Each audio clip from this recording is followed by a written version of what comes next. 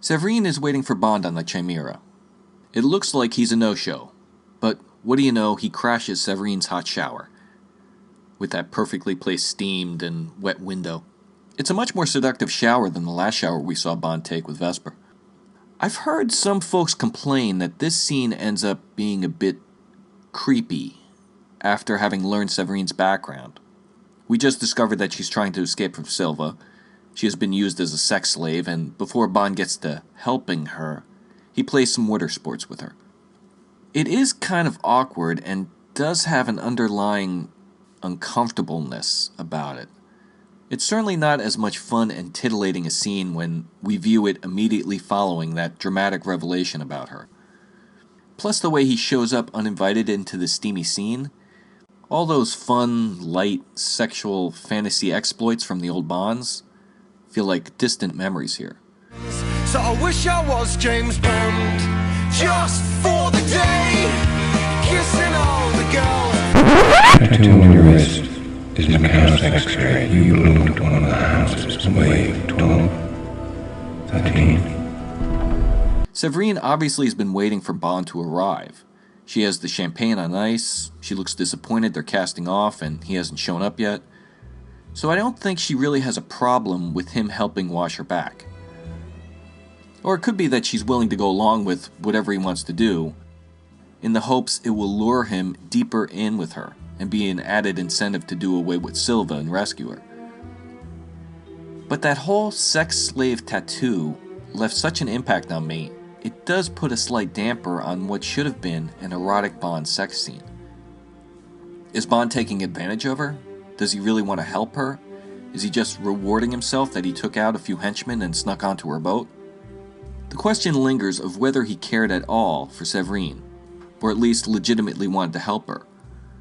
When she later gets that maniacal William Tell treatment, does it leave a mark on 007? Probably not much. I mean, I think he would feel fine if he was able to save her, but that's really not the top priority on his list. He wants to get to Silva, and Severine is a tool to accomplish that. He'd probably tell her anything to get her to bring him to Silva. Bring me to him. Can you kill him? Yes. Will you? Someone usually dies.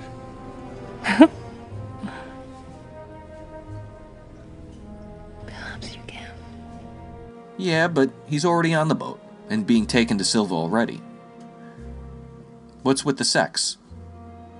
True, but let's face it, as required by the Bond blueprint, there needs for sex to happen in a Bond movie. The only other sex scene we get in the entire movie was that brief one with the girl on the island. Speaking of which, do you think Bond cared for that chick at all? When he got word that MI6 was bombed and he was going to leave back for London, do you think he went back to his little hut and said goodbye to her? Or did he just bolt without saying a word? I'd lean towards the latter. He's really not that nice of a guy when it comes to women. We know that. Suppose they left out Severine's history of being in Macau's sex trade and being Silva's prisoner of sorts. Say she was simply the hot lover of Silva. Those henchmen were her bodyguards and were tasked with protecting her when she was out of Silva's sights. She had been thinking of leaving Silva, stealing a huge chunk of change from him and disappearing to live on an island somewhere. But she needs someone to kill Silva to do that. He has to be dead to guarantee her safety. That really would have changed her character a whole lot and made her much more of a traditional sacrificial Bond girl. But as it is, the audience is made to care for Severine much more than the usual sacrificial lambs in the Bond movies. She's much more of a fleshed out character than simply serving a sexy function. I'm really hoping she'll get away from this guy, open a nice antique store somewhere, and live happily ever after. So while I might care for her more, Bond's indifference remains. You can take your pick of a past female character that Bond beds, gets some information from, and then she ends up dead soon after. Sometimes all that happens within 24 hours. Sure, he might take a moment of contemplation when they're stiff, but very rarely do their deaths seem to faze him that much. Really, the only two big female deaths we've seen affect him are Tracy's and Vesper's. Then M's at the end of this. I would ask you if you could remain emotionally detached. But I don't think that's your problem, is it, Bond? No. I've said this before, even when Paris bites the dust, a woman Bond has this romantic history with, he seems sad about it momentarily, but 10 minutes later he's having a grand old time driving his BMW. It appeared he was more upset over the golden death of Jill Masterson, a girl he just met. There he was pissed off about Oddjob's paint job in the next scene. She died of skin suffocation. It's been known to happen to cabaret dancers. It's all right so long as you leave a small bare patch at the base of the spine to allow the skin to breathe. Someone obviously didn't. And I know who.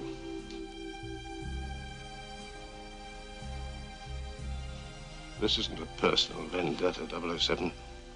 It's an assignment like any other. That was one of the few times I can remember him getting angry about a Bond girl's death. Well, I've just been reviewing an old case. Oh, so I'm an old case now, am I? Shh, it's the office. Or even innocent ones he might be using to kill some time with. If they do manage to survive their encounters with him, they're soon to be forgotten. Odds are they won't be making his Christmas card list. It always seemed like Bond would show more emotion for the sacrificial lamb characters that he had more of a relationship with than just the ones he had sex with, and who ended up dead. No more problems. Killing Tibbet was a mistake. I'm about to make the same mistake twice. His allies during the movie who end up being targeted by the bad guys and are killed. Or even fellow agents who got iced. 2 of our agents are dead. You left this with Ferrara, I believe. And that's for 009. They seem to leave more of a lasting impact on Bond than the sacrificial sex girls. Compliments of Sharky. I think you want these. Oh. Monsieur Somerset, le train part! Thank you. Sure. The train is leaving. Sometimes he wouldn't let their deaths go, and they would eat away at him, and he couldn't wait to avenge them later on in the movie. Heck, Della is killed and Felix loses a limb, and that jumpstarts a whole revenge story for Bond. Betcha he would never feel that way about Plenty O'Toole. Okay, maybe Bond isn't politically correct, and he's this misogynist, sexist dinosaur, and his attitudes are not something that should be admired. But what else is new? I'm looking for Dr. Goodhead. You just found her. A woman? Dink, say goodbye to Felix. Man talk. They have never lied to me. Pick one. Is there something we can do for you? I can think of several things. You think of women as disposable pleasures rather than meaningful pursuits. I tell you all about myself later. I'm going to be completely useless to you. Oh, I'm sure we'll be able to lick you into shape. Come on, put your back into it, eh? So decide. They're both yours. If I can be of further assistance. Anything at all? Oh, maybe later. In Japan, men always come first. Women come second. I might just retire to here. Forgive me, darling. Your turn will come, I promise. Can I do something for you, Mr. Bond? Just a drink. It's Ms. Kennedy, and why can't you be my executive secretary? We're south of the border. It's a man's world. Weren't you a blonde when I came in? And which do you prefer? Oh, providing the collars and cuffs match. Are you, quite sure I can't persuade you to stay the night? I suppose my silence could have a price. Oh, no. You're not trying to take advantage of me, are you? Thought never crossed my mind. Am I as exciting as all those Western girls? Oh, once when I was with Em in Tokyo, we had an interesting experience. I was hoping we'd spend the evening together. Now I shall be all alone. I doubt that. Now, massage. Which girl do you select? This sort of behavior could qualify as sexual harassment. What a handsome craft. Such lovely lines. I have to get it back, or somebody's gonna have my ass. First things first. Perfect image, Q. It could be Bond didn't see Severine as much of a victim as we did. He sizes her up pretty quickly, noting that she has a Beretta strapped to her thigh. In his line of work, a woman carrying a gun can't be a saint. Maybe he has good reason not to trust her, figuring she might not have wanted to get into this life, but now that she's here, she's been playing the dangerous game very well, and already her fate is sealed. It's just not possible for this woman to have a happy ending, whether Bond ever showed up or not. The whole Severine character really got a lot of reaction by audiences. At one point I felt people were more upset over Severine's shower and death scene than M dying on the floor of the church. She really hit a soft spot with folks, certainly more than any of the usual female sacrificial lambs of the past. They show up, Bond beds them, and they end up dead. That's always been the function of these characters. It's part of the Bond blueprint. I can't remember anyone really being upset that Strawberry Fields ended up as an oil slick in Bond's bed. But Severine's backstory and that extra dimension really changed the perspective of how she was used in this Bond movie. Some saw her as being a straight-up victim that was used by both the villain and our hero. And that wasn't very nice. It could be the whole Severine sex slave history and how Bond handles this particular character was just a bit too much for fans. Things have veered away from all that throwaway fun fantasy adventures we used to watch 007 go on. I mean, maybe they've taken things too gritty for a lot of people. In fact, and I didn't plan on spending so much time on a character who only appears in the movie for like 15 minutes, but in a way, the character of Severine is one of the more interesting things the movies have done in a while. There's been that repetitive device of the movies trying to make a strong Bond woman, a Bond leading lady who is supposedly Bond's equal, who's smart, tough, independent, can handle herself, all that stuff. The movies have been doing that since Pussy Galore showed up in '64. Since then, it's almost every other Bond movie where they would try to trumpet how this new leading lady is not going to be the typical empty-headed, bikini-wearing decoration that 007 saves. She's not only a sexual object, she's a real character. She has a job. I play a nuclear weapons expert. We think we know her. The Bond girl. Sexy, silly, and subservient to 007. Well, things are changing. But she sets a new standard for Bond girls. The role of the Bond girls has changed over the years. In this particular movie, the Bond girl is almost a counterpart to Bond himself. There's more to us than just a flash of a, pretty girl with long legs, Along with the fact that she's like a female Bond. She's a very complex being, and she's a complex character because she has different faces. It's been cool because she's a kind of complicated person. And there is a complexity in this plot, which I like very much. It's the first time, number one, that a woman is playing a title role. It is rare that there's somebody in his life that has any emotional connection. A relationship that's sort of more up to date and more developed, and there's a nice romance. The character that I played had a central role and was not just a piece of fluff. It's very difficult to write a good Bond lady's part. It really is very difficult. It's the first time that we see a character like Madeline in a Bond film. Is not your typical Bond girl who parades around in spandex and stilettos. Instead, her wardrobe consists of dowdy dresses and sensible shoes. I'm so happy there's no bathing suit scenes, there's no sex scenes. Now, Look. Pussy was a success. Her great claim to fame was that she was the only girl who was not impressed with James Bond and didn't want to go to bed with him. She's very cocky and is quite a challenge to Bond. A really nice relationship between the two. It's a nice one-upsmanship. Delighted to see that it was a Bond girl that had, a lot of character. Each girl is different. The last girl was more equal, and I guess I'm more equal, So we have to do them strong, and it's up to us what we do of the characters. And I don't think we should ever change Bond. Strong character. She's a strong woman, intelligent, independent. I use my little brains, and when she pulls it, I just slip out, and all of a sudden I'm in this completely unwrinkled, beautiful dress. My character is definitely not the traditional Bond girl. This character will be a lot of fun to play, to be sexy and tough. It's a good, strong role. It's not just a good love interest. She has a very active involvement in the entire story of the film.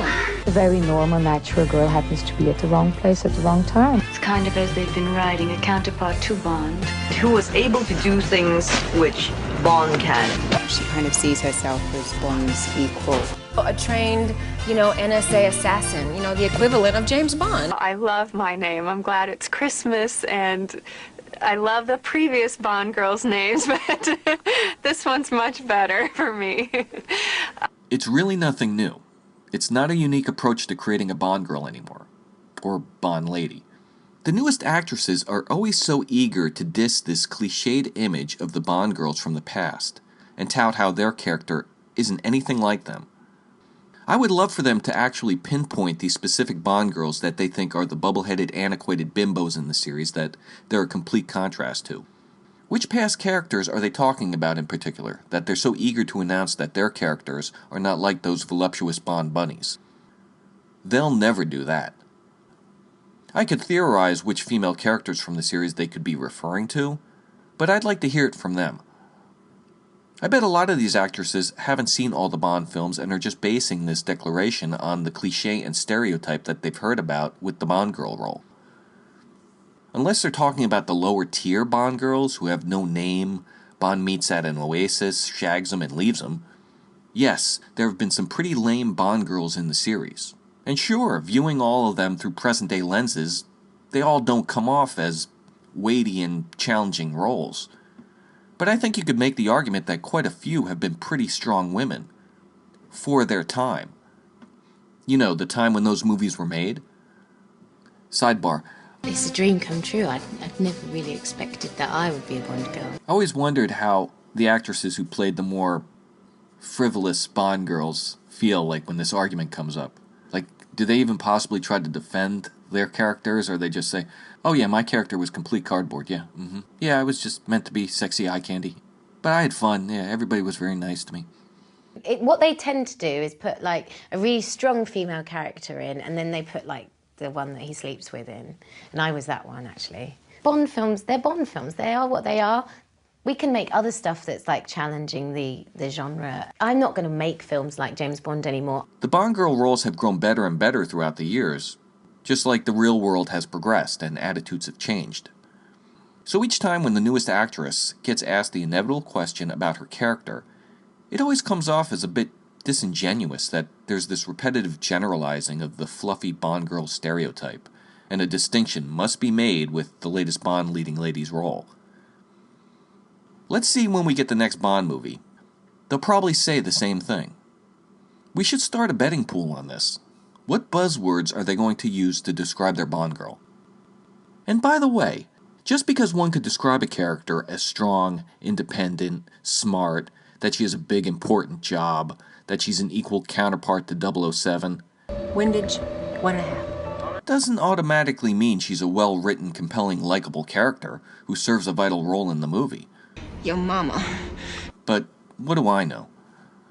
The role of the Bond girl has been a consistently evolving component of the series, and is one they always consciously focus on. The latest development they've come up with is casting a Bond girl over 50 years old. Oh my goodness! Look how old and unappealing she looks. The films have always focused on Bond's leading ladies, trying to make them more contemporary representations of women. Most of the time. But throughout the series, not much was attempted to freshen up the poor thankless role of the sacrificial lamb character. I'm not talking about Bond's leading ladies, I mean the sexy, second-string sacrificial lambs whose body counts have risen throughout the movies. They would consistently be the same. They're pretty, Bond has sex with them, they end up dead. Let's move on.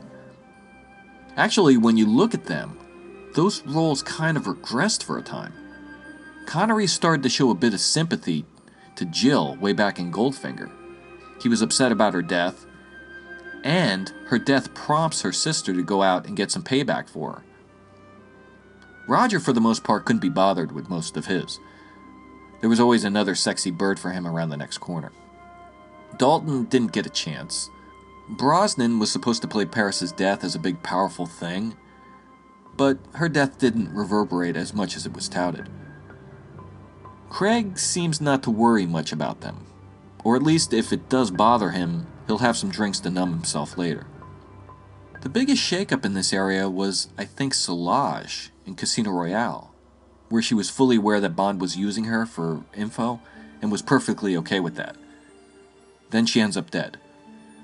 Bond has a reflective moment over her swinging corpse, and boom, let's move on.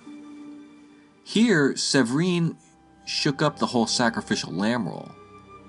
We felt bad about her character dying. Bond didn't seem to, as usual.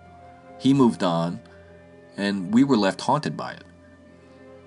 I don't know if the filmmakers were consciously attempting or hoping to have her leave as much of an impact on us as she did. It could be they just thought it would be more interesting to give the character a more tragic backstory, try to make her something more than just being the villain's pretty girl, and give something more for the actress to play. Also, I don't know if they had planned to have their hero come off as cold and uncaring as he does when she's killed. It would seem like a risk to alienate the audience from making Bond appear so unsympathetic, but hey, we're now in gritty territory with this 007, so let's embrace it. You know, I could just negate all this admiration for Severine by saying Bond is just theorizing about her history. We don't really know for sure what her true backstory is. You know nothing about it. She could have gotten that tattoo from a night out drinking with her girlfriends. Anyway, I just always thought this was a pretty interesting topic. The character of Severine, how she's portrayed, how she's sexualized, and her unsympathetic eventual elimination. It offers up a lot to think about. Much more than the usual sacrificial lambs. Maybe it was the criticism they got with Severine and Bond's callous attitude towards her that prompted them to avoid any chance of negative reaction by dropping the female sacrificial lamb character altogether in Spectre. Monica Bellucci seemed tailor-made to fulfill this role. Have her do the conventional meet Bond, jump in the sack with him, and then get rubbed out. And she doesn't. Bond is able to save her. So she unexcitedly leaves the movie still breathing. What a memorable exit that was. Her character didn't leave even a minor impression on me, but I'm still reeling from Severine's demise. Mallory informs M that a public inquiry is scheduled, and she's got to answer for this missing list and these dead agents. She's none too happy about this. Aboard the Chimera with Severine and Silva's henchmen, Bond makes his way to his hideout, an abandoned island. It's pretty cool. This is a much more captivating hideout than that last one we saw in Quantum. It's all run down, dilapidated. Even the backstory is interesting, as Severine explains that He made them think there was a leak at the chemical plant. It's amazing the panic you can cause with a single computer. I don't think it's possible to be a bad guy anymore without having any computer knowledge. Or at least having someone do it all for you. This brings us to Javier's grand entrance into the movie. When they were shooting this, they must have known what a memorable entrance this would be for the character. Much more so than Dominic Green's introduction had been. Silva deserved a grand introduction after all that build-up with the Think on Your Sins calling card he was leaving in the first half of the movie. It's another one of those extended takes that pop up in Skyfall. Probably the best one. It's really good with Silva walking towards us in this huge room telling a nutty story about rats on an island. I love it. Could it be the best introduction to a Bond villain ever? Well, it's got to be up there. I don't know how many times they did this take, but whenever I watch this scene, I always wonder if Craig ever made goofy faces at Javier to try to break him up or anything like that. This is like one of those old-school Bond meets the villain scenes. You know, Bond would talk to the villain over a card game or while enjoying a nice dinner together. They would become politely acquainted, feel each other out. The villain would describe what his plans are over some bizarre, fancy, formal setting. After hearing their dastardly plan, Bond would reassure them that their scheme will be stopped, whereupon the villain would graciously correct him and tell Bond, no. There's nothing that will stop him from victory, and now Bond should prepare for his death. Tough cookies, 007. There always has to be a scene of Bond meeting the villain, the Bond blueprint. These two characters have to butt heads at some point in the story. This one is a bit different. Instead of the revelation of some grand plan by Silva that will result in the Western world being left in ruins, millions of lives lost, and the world in chaos, it's all about Silva's personal desire of wanting to torment M and hurt MI6. There's other pots that Silva hints having his fingers in, but those are secondary to his M1. I imagine Silva, with all his talents and knowledge, could aspire to loftier bad guy goals, rather than just focusing on tormenting a little old lady. But he really has an axe to grind with her, and he wants to destroy her. Silva informs Bond that M lied to him about passing his exams. We get a bit of a tease about Bond's history and his psychology, sort of like in GoldenEye, and how Silva feels betrayed by M and is now a demented freelancer. The similarity between Bond and Silva is heavily drawn. I mean, both are back from the dead, both betrayed by their mother figure, both are the last two rats on this island, but both are handling their predicament differently. The other big moment in this scene is Silva making a pass at Bond? Did we just see that? Is this a gay Bond villain? I don't know, and I don't really care. Whether he is or not, I just interpreted this move as him trying to toy with Bond's head and get him flustered. Like he's enjoying the confusion that Bond is feeling with these antics of his. Even if Silva is gay, I doubt his plan is to jump into the shower with Bond. He's been through the same MI6 training as Bond, so he probably knows they don't cover what you should do if a creepy guy touches your knee. We didn't see that part covered in Bond's training. Or maybe that was meant to take place after the word association part? They'd probably have this stone-faced guy do it. It's another example of sex in Skyfall that ends up being more awkward and unsettling. Luckily, Bond handles all this pretty well. Well, first time for everything. Yes. What makes you think this is my first time? So well, in fact, with his one quip, it prompted people to question whether Bond is bisexual, or has dabbled in it. You folks have fun ruminating on that. Silva takes Bond outside for a stroll. I would have thought after all this boasting about how good he is with computers and all this wiring that's all over the place, Silva would have a better sound system on this island. We get a little nod to the series' 50th anniversary. 50-year-old McKellen. A particular favorite of yours, I understand? Casual moviegoers might have missed this. It's not like the more flagrant stuff in Die Another Day. Severine's death. This is another cool, tense scene as Bond is forced to shoot the glass off her head. The setup of this is really memorable, with Silva acting so relaxed about it. It's as if he's casually playing a kid's game with Bond. Boop! That big statue laying there all broken up kind of reminds me of that GoldenEye statue graveyard. Bernice looks terrified here, trembling. I feel really bad for her. This is a great classic Bond scene. Can't believe it. Did you really die that day? Is there any of the old 007 left?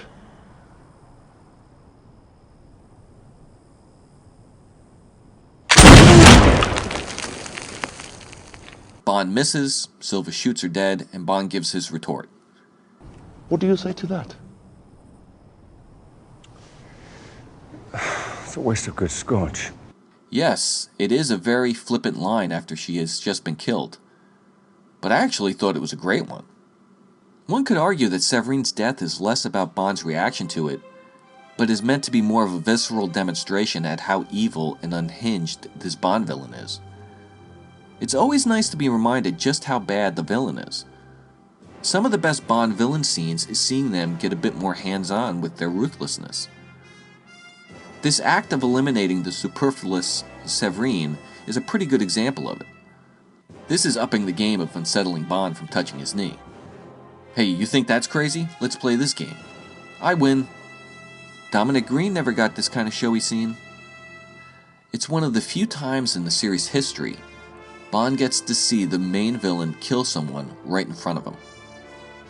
Not counting the movie climaxes. I mean, all bets are off during those.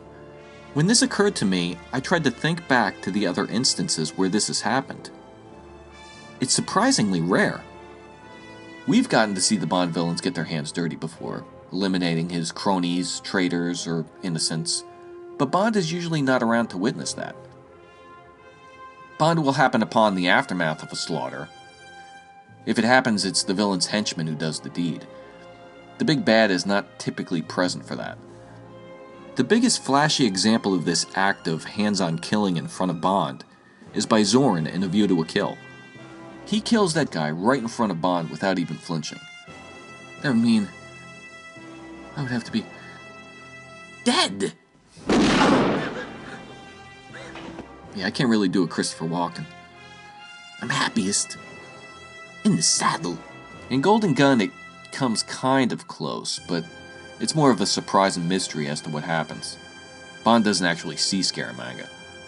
Dalton got to sneak a peek at Sanchez getting pretty angry at Crest, making him lose his head. We can also toss in The World Is Not Enough here too, where Bond gets into the gunfight with Renard in the middle of the movie. He guns down a few soldiers during that scene. That wasn't a big grandstanding moment like the others though. The one thing about all this we could question is how come Bond waits in taking these bad guys out until after Severine is shot? Why didn't he make this move before Silva shoots her? You can come up with trying to rationalize it. Maybe he thought everyone was too on guard at the moment, expecting him to do something. Maybe he wanted to see how things played out. Maybe he was waiting for Silva to use his bullet so he wouldn't have to worry about his gun. Maybe he thought Severine's death would be the opportunity for his own escape. It might not have been an ideal situation, and if he could have saved her, he would have. But he would have had no problem if she was further collateral damage in his mission. Like that security guard, and that art lover. No matter whether his delay is logical or not, it didn't bother me as much as it did for others. This might have been convenient, but it resulted in a killer scene. Maybe they could have smoothed over the criticism of her death with one throwaway reaction shot. After Bond captures Silva and has his gun on him, including a simple shot of Bond looking over at Severine's limp body. Just a slight acknowledgement of her demise. I didn't need that though. I thought it was a great scene and loved his frigid reaction to her being killed. This was a much more effective demonstration at how hardened an agent he is than that silly, brazen scene of him tossing Mathis in the dumpster. I really liked Severine and thought Bernice did a great job in Skyfall. Initially, I thought she was going to be in the movie much more given how heavily promoted she was. She was in the Heineken commercial, did tons of promotion, she had her own poster. Well, I mean, that's nothing new. Every character that appears in a movie is given their own poster nowadays. I don't know when that started to become a thing.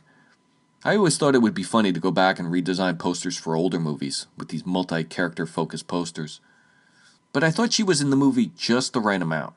Successfully functioned in the role as a sacrificial lamb and did it memorably and beautifully. She became one of my favorite Bond girls. And she didn't have to be tough, equal to Bond, or his counterpart to rank high on my list. So Severine is dead. Bond doesn't save her. We get the payoff to Q's radio he gave Bond, and the choppers come in to take Silva away. It's around here when Skyfall, which I think is doing great, starts to go a bit sideways. There's been consistently good scenes and characters.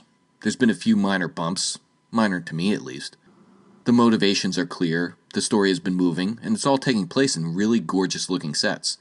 So Silva gets captured and is placed in one of these new 360-degree, giant clear jail cells we see all the time in movies nowadays. We finally learn who this guy is. He was a former agent that M gave up in a trade and she believed he was dead. But in reality, he was languishing in a cell in Hong Kong all along. His failed attempt at suicide with his cyanide pill has left him deformed. I think the blonde hair was his doing, and it wasn't a side effect from the cyanide. Since then, he's felt betrayed by M, and has now been stewing over it. Now he wants his revenge and to destroy her. Silva, who we've learned is such a smart, devious cookie up to this point, stops depending on his own wicked mind to make things happen, and starts to rely solely on luck for the rest of his elaborate plan. He has to hope that Q plugs in his computer into the MI6 mainframe so it can be hacked. Suppose Q was too smart for this trick. Like most of us who were screaming at the screen, yelling, "Don't plug that in, you idiot." But he does. Bond spots a cipher clue, Granborough Road, to Q. Granborough Road. It's an old tube station on the Metropolitan line. Been closed for years. Use that as a key. And when Q uses it, it opens a subway map of London. It's a map. It's London. Subterranean London. So luck works on Silva's side, and once the system is hacked, his jail door opens. He can kill the guard and slip out into the underground tunnels. Bond is in pursuit. There's some nice pounding music to accompany the chase, which includes a narrow miss by a train, running through crowds, and Bond leaping onto another train with some funny lines. We get this reaction shot by a couple. He's keen to get home. That's a very old school kind of Bond gag. It's not bad. We see they're trying to incorporate some of that old Bond fun in this. We now arrive at two of the biggest leaps of logic in the movie. Let's get the Silva one out of the way, since it gets the most attention. Skyfall got a lot of comparisons to Christopher Nolan's The Dark Knight. Mendes had even spoken that it was indeed an influence on Skyfall. When Eon decided to reboot 007 in 2006, it was kind of fresh territory. Franchise films never really did that before. Nolan's Batman Begins was one of the first modern-day franchises to take this reboot route. Actually, I can't even remember if the term reboot was used at that point. I think that designation came a little later. No matter, it was one of the big firsts.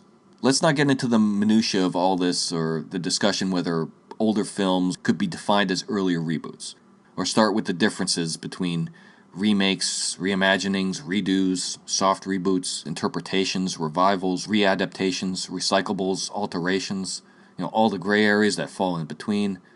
Let's just skip over that stuff and pretend we have better things to think about. Anyway, Batman Begins rebooted the Batman series. Then a year later, Casino Royale rebooted Bond. With these two big successful reboots of popular characters and franchises, comparisons were made between the two movies and the approaches they each took. A few years later, Nolan returned with his sequel, The Dark Knight, in 2008. You might have seen it. It was a pretty big hit. Then in 2012, when Skyfall came around, a lot of folks raised their eyebrows and saw an awful lot of similarities between it and The Dark Knight. Not surprisingly, with Mendes admitting it was an influence on how he wanted to tackle Bond.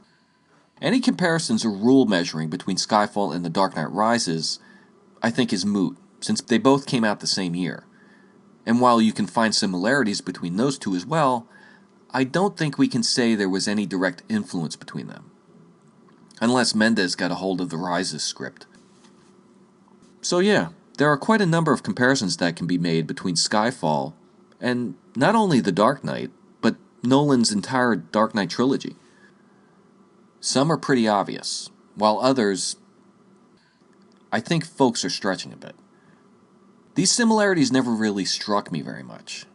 Yes, I see how Mendes might have used The Dark Knight as inspiration, but Skyfall never felt like a ripoff or a copy to me like it had to some critics. Plus, it's so well made and executed, I can forgive any déjà vu that occurs. It doesn't detract from it. What's more intriguing than drawing any comparisons between Bond and The Dark Knight is the one fan theory that Silva is actually M's biological son. Have you heard about this? This was something that came about from a Yale professor, and it's based around Silva's calling card to M. Think on your sins. He postulates that message is an anagram. When unscrambled, it reads, "Your son isn't in HK." Try to process that for a minute. Whoa! Shocking. I don't buy this, although it's a lot more interesting a theory than the James Bond codename one. However, the one big moment, the most blatant comparison in the movie that had me and I think almost everyone flashing back to The Dark Knight and the Joker, is Silva's pre-planned escape. The Joker planned to be caught. He wanted me to lock him up in the MCU. The villain wanting to be caught has been an overused trope since The Dark Knight. I've seen it done in quite a few places since then. It quickly became an overused cliché that now I think it's pretty difficult to pull off with any real surprise to it. The fact they used this as an attempted big second act twist, this one really did feel blatant lifting from The Dark Knight. What's even worse is this planned escape makes little sense to any well thought out plan Silva might have had. A lot of luck has to depend on this, and why he wanted to be captured, it makes little sense. It would have been better had they not had Q say, Bond, this isn't an escape, this was years in the planning. He wanted us to capture him, he wanted us to access his computer. It was all planned. They should have had this be an impromptu escape by Silva that just leaves us wondering, well, how could he do this?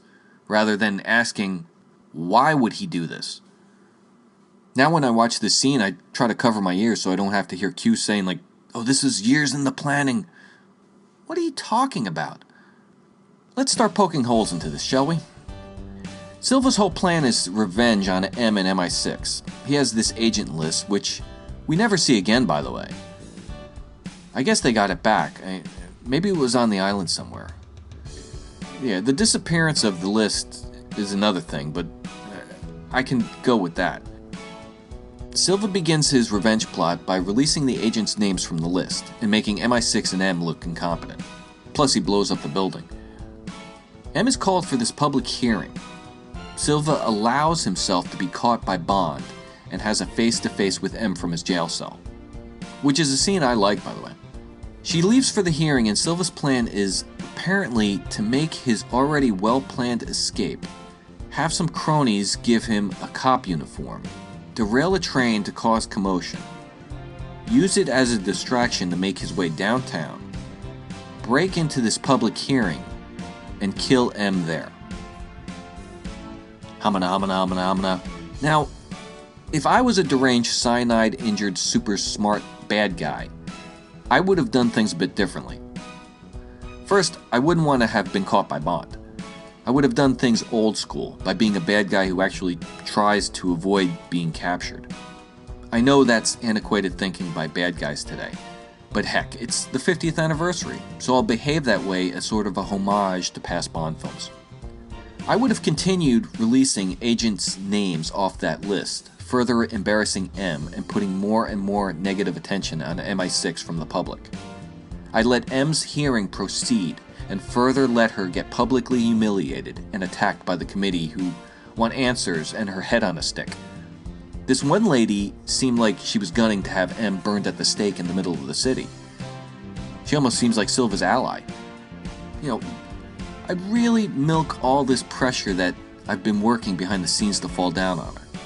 Just sit back and watch it on the telly, laughing at every weak defense she could muster for this terrible mess that is happening. After the fallout of all that, M is forced to retire in humiliating fashion.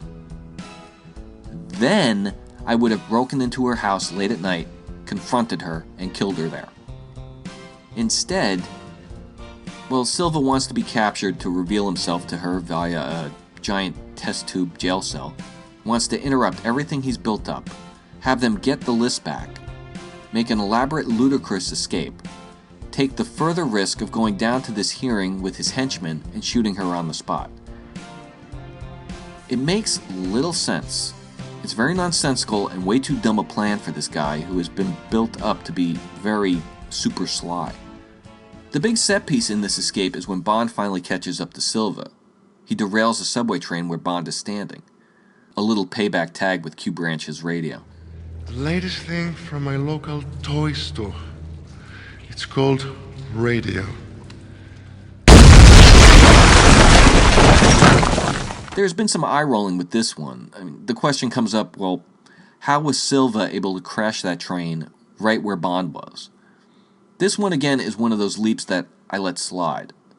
I excuse it by thinking, well, Silva has his escape plan all mapped out. I mean, they're making me swallow that one. I mean, forcing me to accept that one. So it was always the plan to derail this train at this spot. He was meant to walk out of the chaos in the street above dressed as a policeman. Use all this as a distraction with no one taking notice of him as he hops into an awaiting vehicle to be taken to M. So it was just by complete luck that Bond caught up with Silva at his latter escape to the street, and where the planned train was going to crash. Bad timing on Bond's part, but Silva was going to make that train come down whether Bond was there or not. Yeah, that's how I'll explain this one away. Okay, maybe it's a weak argument, but it's still a pretty good stunt. I'm just going to roll with that one. While Bond is chasing Silva through the tunnels and crowds, he realizes Silva's on his way there to ice M, and for them to get her out of there. He's going for him. Tell Tanner, get her out of there. Q calls Tanner over at the hearing, whereby he informs M, Silva is on his way to her, and we should bolt.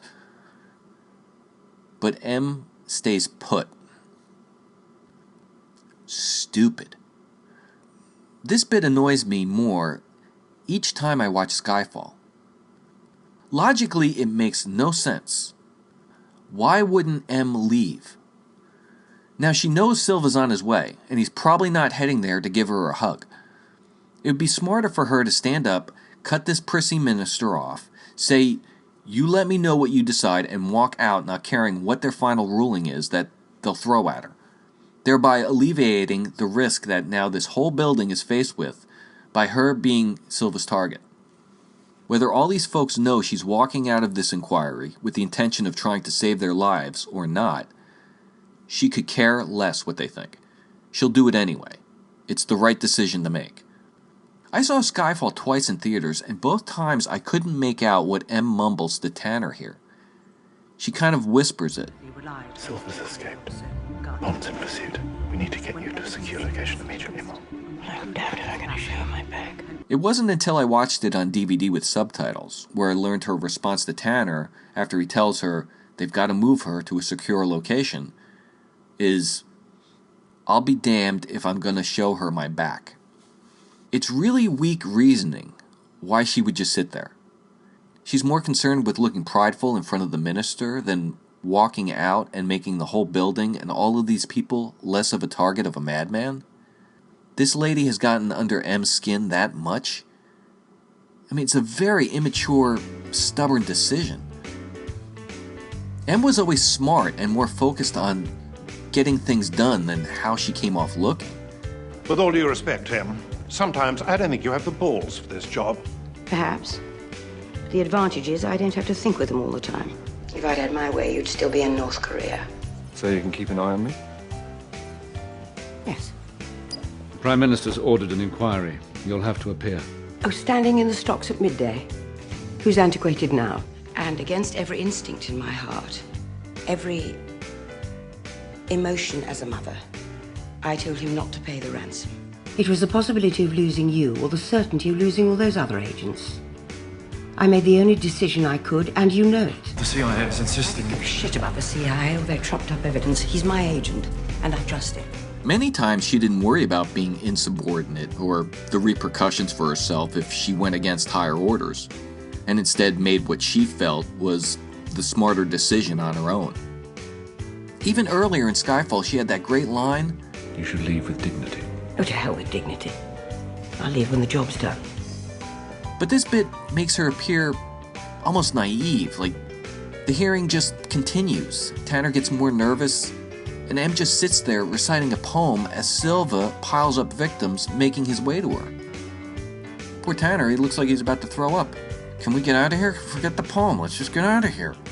What's even more aggravating about this is that it seems so pointless for them to have made her act this way. It doesn't add any additional drama to the sequence. It makes M look even less noble. Are we straining your attention? No. Please, Minister. Proceed. See, it's like she's afraid to offend the minister. No, ma'am. Please continue with your lecturing of me. It's frustrating to see her like this. So now she's going to sit there, let these folks chastise her, try to defend herself to this committee, all the while knowing this deranged madman is coming to kill her while she sits in this crowded room of people. They could have easily just avoided this clunkiness by simply making her not know that Silva has escaped and is coming for her. Imagine, Bond figures out Silva's headed to M. He tells Q to contact Tanner at the hearing. Q tries, but Silva's hacking has disabled all outgoing communications somehow, and prevents them from warning M. She's a sitting duck with the fox quickly approaching. Now there's even more pressure placed on Bond. He's the only one that can stop this, and we're hoping he can get there in time to save the oblivious M. Now that would have added some extra tension to this. It would have provided some reasonable logic as to why M is calmly reading a poem with no hurry in mind. She's completely unaware of what's about to come through the door. This whole thing is an embarrassing legacy M will be leaving in London. Just consider, this is her last public appearance, the last anyone will see of her, and she's placing all these people's lives at this hearing in jeopardy. Can you imagine what the news would be for the next several months? There would obviously be another inquiry into this incident, and they would eventually learn that M was fully aware this nutjob had escaped and was coming for her. And she did nothing. Poor Tanner, he'd be getting grilled, having to answer questions. Didn't you tell your boss the status of what was happening? Yes. And then why did she just sit there and not say anything? I don't have any comment on that at this time. All that great work Em had done in her career, and she will probably be remembered for this inexplicable decision she made to read a poem while Silva and his goons were about to unleash terror on this building, and she didn't warn anyone about it. There would have been lawsuits all over the place about this. You want to talk about MI6 looking bad? I mean, the blame shouldn't all be on Silva's shoulders. The saving grace of all this muddiness, leaps of logic, and overly great distances of suspension of disbelief the movie forces us to take during this whole sequence is it's still a very good and entertaining one. It's all really well put together despite the messy way the story and characters behave. I love the chase through the tunnels and tube station, the music, the train stunt, Judy's poem being read over all this. I love the shot of Bond running down the street. He looks really cool. It's just a shame that this didn't get built up in a more coherent, rational way. The kicker to this is after Silva arrived, killed I don't know how many people during this attack, and M is safely in the car with Bond, she says to him, "Too many people are dying because of me." Yeah, that passive non-decision you made by just sitting there around all those people really piled up some bodies, Em. Why didn't you leave the place like we told you to? Well, I didn't want to interrupt the minister. She would have been even more cross had I broken in on her. Plus, I had these poems to read. I have some more. Would you like to hear them? I mean, that must have been a very uncomfortable car ride. I gotta jump back a bit to Silva's attack, which is another thrilling scene. He walks in. There's a cool moment between him and M staring each other down. Mallory pushes her out of the way, taking a bullet in the shoulder. Bond finally arrives, and we get confirmation as to what Craig's Bond's signature action move is. Shooting and exploding combustible tanks.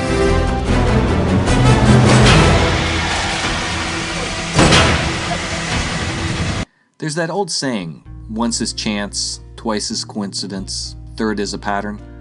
Well, if Skyfall, Craig's #3 Bond film, does anything, it confirms fans' growing suspicion that his Bond has a real penchant for using combustible tanks as his allies. Brosnan had his thing of diving out of explosions, and to a lesser degree his signature was also firing machine guns all over the place. But I think his big #1 was the diving out of explosion bit. Craig does that move later during the climax, but nowhere near with the amount of dramatic panache that Bros could pull it off with. The man was an expert at it. Roger Moore, I'd say it was his judo chop move. He'd usually follow it with a kick. He did a lot of kicks. He was like a 00 Rocket. He could just hit guys in the back of the head, knock them out with one chop. Chop! Dalton and Lazenby didn't have time to establish signature moves. Lazenby, maybe we could say his move was sped up film fights with a lot of quick cuts. Connery, I guess his was just being cool. But Craig owns the shooting at metal tanks and making them explode trademark. He uses them as a means of escape or distraction in every one of his Bond flicks.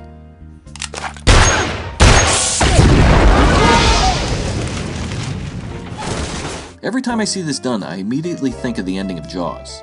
That's probably the most famous of the shooting at a tank move. It must have been used before that, though.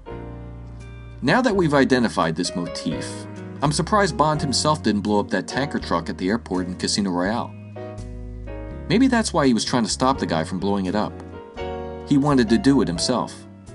That probably would have blown up real good. It must have been tough for him to hold back wanting to explode that thing. If we stretch things a bit, we could say at the end of Casino there's a variation to this, when Bond shoots that big float thing in the Venice building. It does explode and creates a bit of chaos by starting to bring the building down. They've certainly taken Craig away from the melee of Brosnan spraying the scenes with machine gun fire. It's always single shots from Craig that hit their mark and cause a massive amount of destruction. Quantum, he didn't do much of the exploding tank move. Although that hotel starts to go up because of combustible tanks igniting, he was only responsible for that one to make an escape though.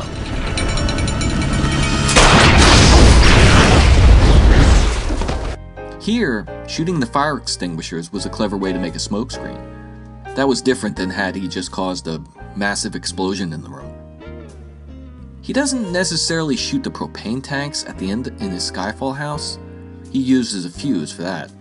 But I still think that counts as another example of this. Are you getting warm?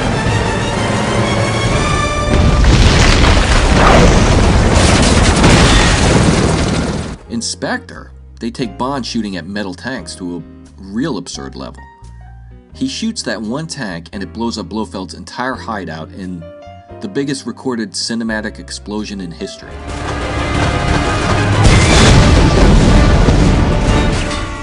Or so they tell us. Come up the stairs, line of dialogue, largest explosion in the history of movies. Exit frame, cut. That was...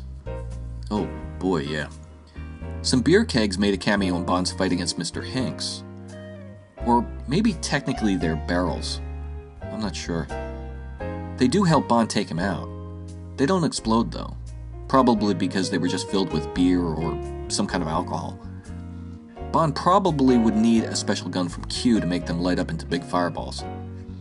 This could be one of the reasons why there was such a delay with the announcement of whether or not Craig was coming back for his 5th Bond movie or not. They were trying to think up what other kind of combustible containers they could have him shoot at and blow up. I think they might have exhausted this move. Back at the target range, they shouldn't have had him shooting at human-drawn targets, but ones with propane tanks on them. They could toss in a mirror here just for good measure. Since I'm talking about characteristics of Craig's Bond, let me also add he's probably the most polite 007 we've seen. Thank you. Thank you, sir. Thank you. Thank you. My pleasure. Thank you. Thank you. Thank you. Thank you. Thank you. Thank you. Thank you. Thank you. You're welcome. Thank you. Thank you. Thank you, sir. Would you press this for me? Yes. Thank you. Thank you. Thank you. It's fine. Thank you. Gracias. Thank you. Thank you. Thank you. Very good. Thank you. Thank you. Thank you. Thank you. Thank you. I'd be happy to. Thank you. Thank you. Thank you. Thank you. Enjoy your stay. I will. Thank you. Thank you, Dr. Swan. Thank you, Felix. Thank you, Q. Thank you. Congratulations. Thank you. Just because you kill for a living doesn't mean manners have to be ignored. What is this if not betrayal? She sent you off to me knowing you're not ready, knowing you would likely die. Mommy was very bad.